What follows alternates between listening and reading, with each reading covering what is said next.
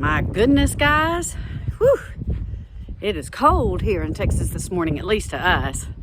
It was about 48 degrees. We're probably about 51 with a very, very strong north wind. But praise the Lord, we did skirt that bad weather. Let me show you what it looked like yesterday.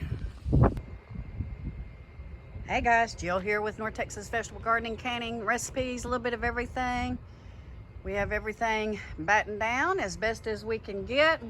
Right now we're under a severe thunderstorm warning, although I'm not really seeing anything get close to us. However, let me show you where it's going to come from. It's going to come from the southwest, which is right there. So that's what we're watching, guys. So some of these storms have already produced some tornadic activity down south of us. But yeah, I'm hoping that this is going to miss us.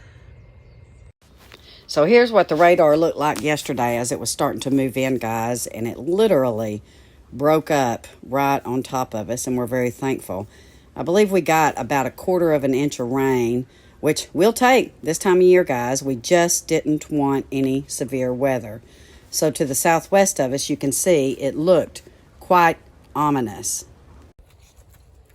These girls love their mustard greens and their chard, especially the Swiss chard.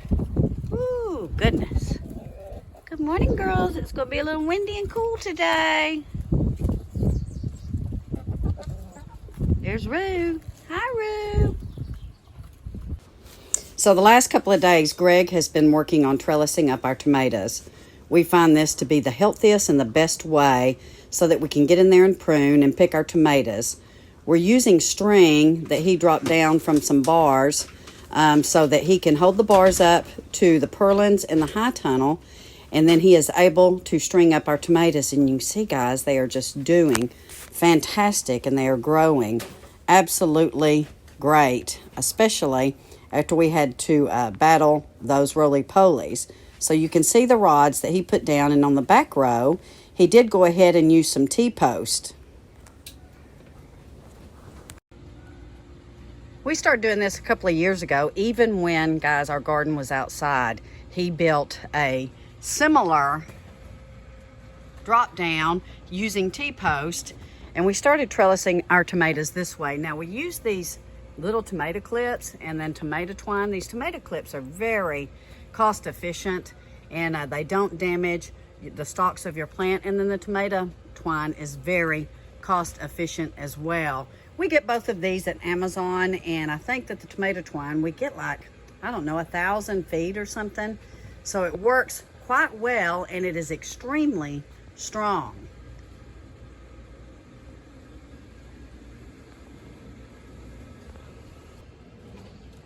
If you're growing your tomatoes outside, it's not too hard to put some T-post in the ground and then just get you some little rods, or you can use PVC, just anything that will hold the strength. And guys, for us, this is better than the cages, because the cages tend to crimp up the branches and the vines and maybe cause some disease. And so we've been doing this for several years, and that's how that twine comes in that box.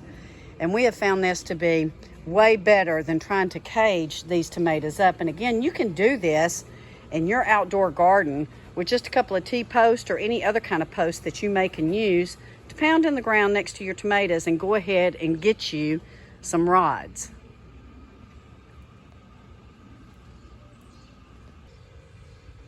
So in between our tomato rows, especially on this north wall, I have planted some purple hull peas, and you can see they're coming up really well, guys. And peas and green beans, peas, and black-eyed peas are great companion plants for your tomatoes, along with some cilantro and some dill and some basil, which we are doing companion planting like crazy this year.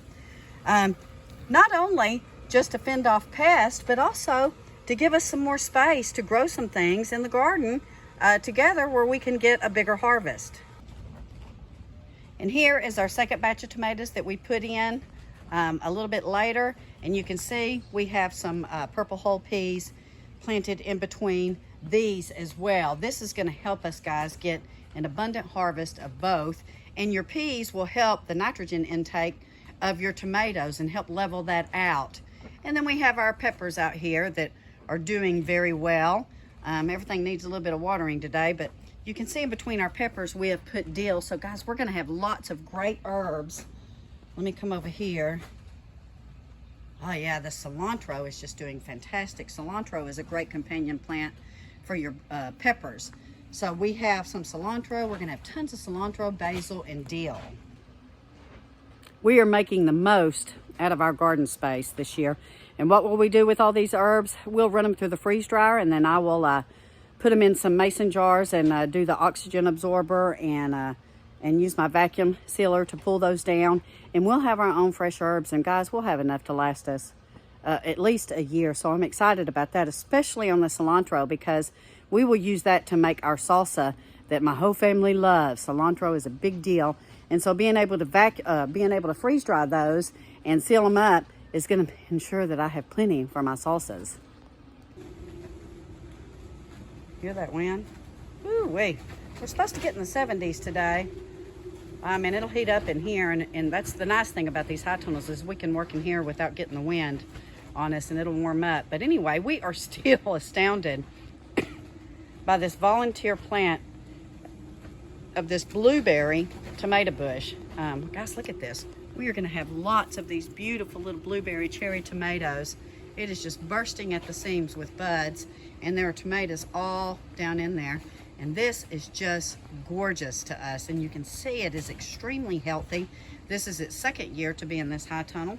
It came up, it survived through the winter, and boy, is it liking its spot. I'm pretty excited about this, and I can't wait to start getting some little tomatoes off of this because they are absolutely delicious. So we did have one pepper plant that survived the winter. Guys, you know, if you followed us back then, you saw we were right here covering it up, and boy, we got cold, and most of them bit the dust, or all of them bit the dust except for this one. And I'm going to show you what's going on with this plant that survived the winter. We are already seeing some Anaheim peppers on here. This is going to be fantastic. Normally your Anaheims don't even start to come in until July and August. So it looks like, guys, we're going to have Anaheim peppers this spring. Our ground finally got warm enough, guys, for our okra to germinate. So I've got to get in here, and I need to thin them out because you really only want one okra plant probably about every 6 inches to a foot. Need to get in here and we are battling this this Bermuda grass. It really likes to come in here and take over. But guys, so I'm gonna thin these out probably about 8 inches to a foot apart. I just waited a little bit because I knew we were gonna get some more cooler temps, and okra does not like the cooler temps. So I wanted to make sure that I had plenty to survive before I start getting in here and thinning them out. I think my onions are just about ready to come out. You can see that is absolutely a huge onion because I really need this space, guys, but I wanted to leave these in to see how big they got. I've already pulled quite a few, and we have a lot up there curing on the back porch. So our onion harvest did very well. I can't wait to dive in and see exactly what we have now. I've been using them during my cooking during the week, but I want to cure them so that they'll last longer in our home. And here is our squash and zucchini in the big high tunnel. So you can see I have quite a bit of room I can use here once these onions come up. And I'm probably gonna plant some more squash and zucchinis. Here are my cucumbers. They're liking their spot, guys. Whew. But yeah, these are doing really, really well. But let me show you in that little high tunnel. I'm happy to report I'm getting my first yellow squash in here. So these squash plants are doing quite well. And I think, guys, this is my patty pan. And I can't wait to see how this turns out. That white patty pan squash, which is a German favorite. My pop is excited about it, but it looks like it's gonna be an absolute delicious squash. And then we have some zucchini and stuff. Now I have to keep this closed up today because we have a strong north wind and it will damage my plants. That's another good thing about these high tunnels is I'm able to protect the plants from that extreme wind. Now after today and this wind, it looks like we're gonna be up in the mid 70s, maybe low 80s. So we're looking forward to a really, really great gardening week this week. It's going to warm up. It's going to be nice weather. And yeah, things should start popping even more than they already have. We're getting some little pea pods. Sure, yeah. I didn't see that On our English peas. Yeah.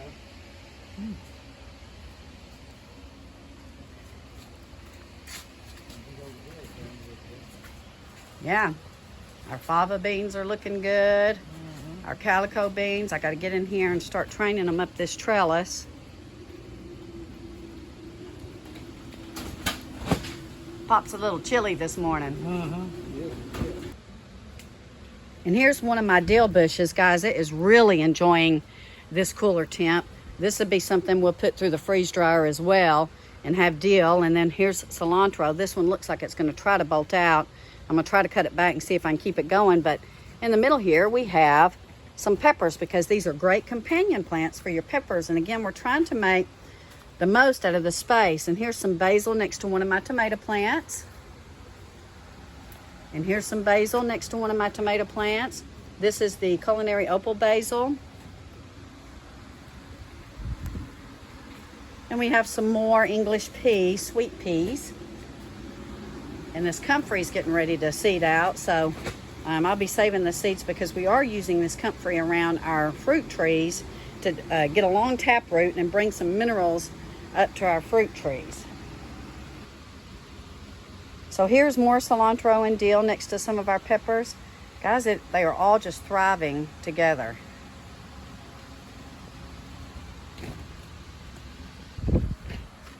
You can see this thing is really starting to fill up.